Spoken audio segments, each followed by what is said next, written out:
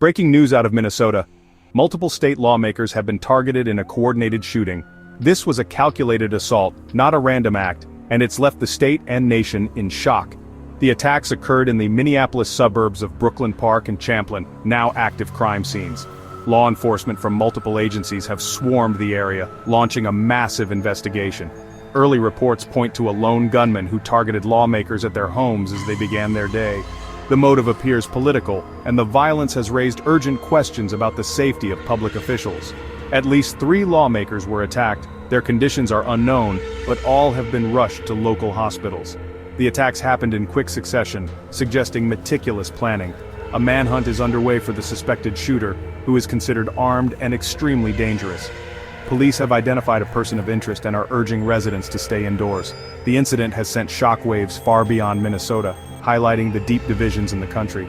The safety of elected representatives is now a paramount concern nationwide. How did we reach a point where political disagreements escalate to such violence? The coming hours are critical as law enforcement works to apprehend the suspect and piece together this tragic morning. We'll continue to bring you updates as they come in. Stay with us for the latest on this developing story.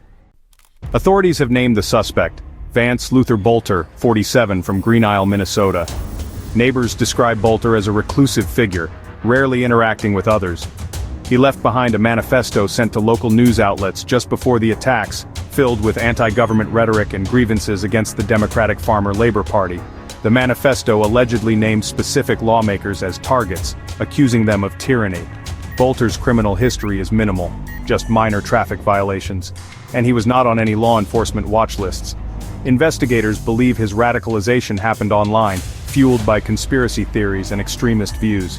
The FBI is now combing through his digital footprint for clues. Green Isle is in disbelief, with the mayor expressing heartbreak for the victims and their families. The community is struggling to comprehend how political differences could lead to such violence. For law enforcement, the focus is clear. Find Boelter before anyone else is harmed.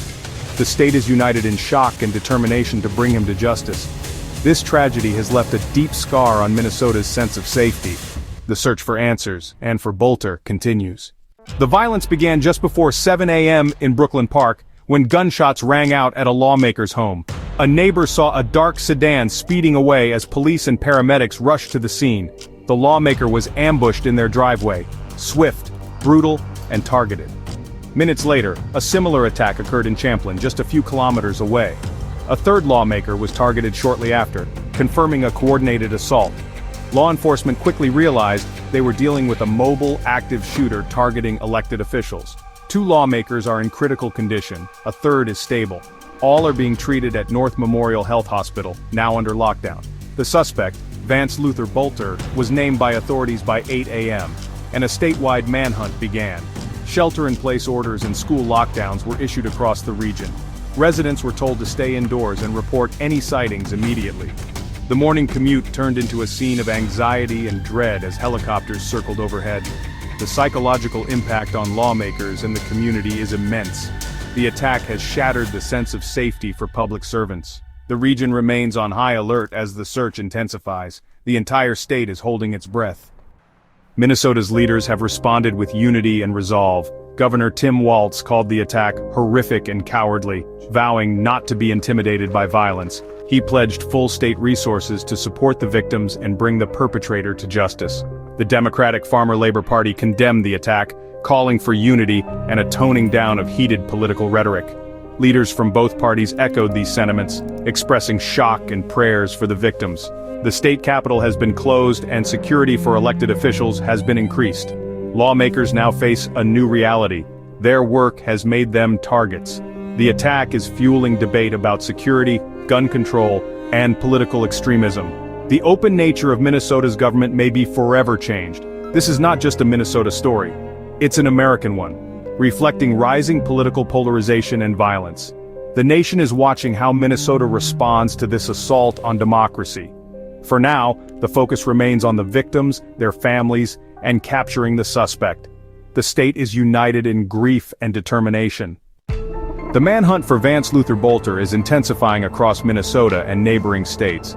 He remains at large, armed, and dangerous.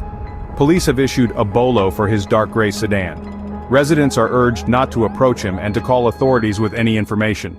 A joint task force, including the FBI, is coordinating the search. Shelter-in-place orders remain for several communities, with schools and businesses closed. Just moments ago, Boelter's vehicle was found abandoned in a park north of the attack sites. Tactical teams and K-9 units are now combing the area. The discovery narrows the search but complicates the manhunt.